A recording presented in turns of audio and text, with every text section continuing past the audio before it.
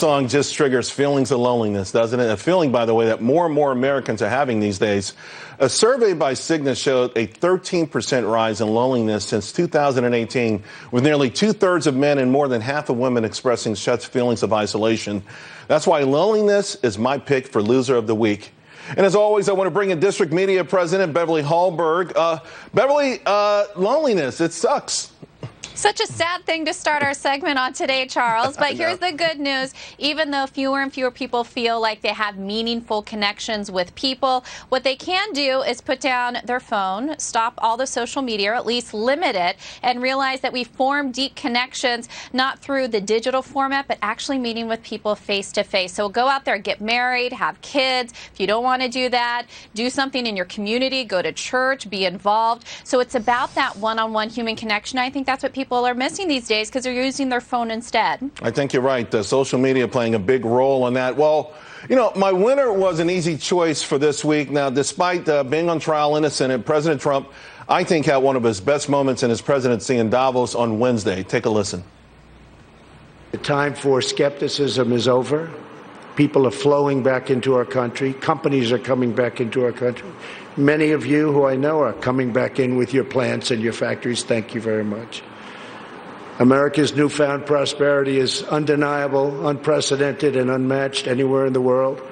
You know, folks, he is right. The time for skepticism is over. Over the years, we have all become skeptics, cynics, doubters, and the net result has been lost opportunities, further division in our country, and I say it's time we can never get back all of that anger, right? But the great news is that the future does not have to be wedded to this sort of aura of hopelessness. I wish everyone would put away all of those things, put them on the shelf, embrace life, and embrace optimism. What are your thoughts, Beverly? Yeah, I think Made in America is something that we can celebrate once again because, of course, businesses are coming back to the United States. It's good to create in the red, white, and blue states these days, which is good. But also with unemployment at a 50-year low, I think when we look at people who are middle-aged who didn't really have the opportunity to learn a new skill set if they lost their jobs, they have their jobs back in many cases. So I think that's a huge reason to celebrate. And optimism is a core reason America is great in the first place. Let's embrace it, folks. All right, now, I'm totally with you on your winner of the week, the Planters Peanut, and here's why. I just died in your arms tonight. Oh, look out! Oh, abandonment!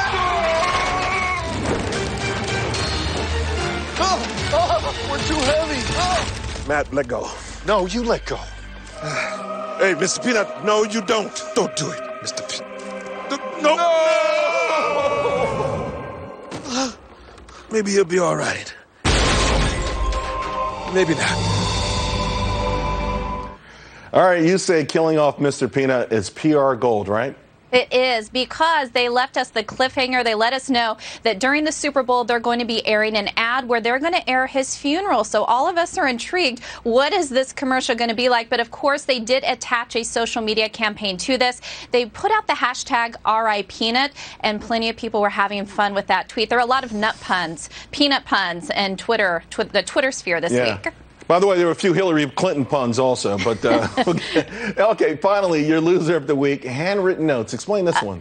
So we saw that Papyrus, of course, the stationery company, that they're having to close all their stationery stores across the country. So it made me worried that the thank you note that my mom always made me write and the things that we were taught to actually write people a handwritten note are no longer. So what I've wondered is, what does this mean for thanking people? And I do have to call you out on something, Charles.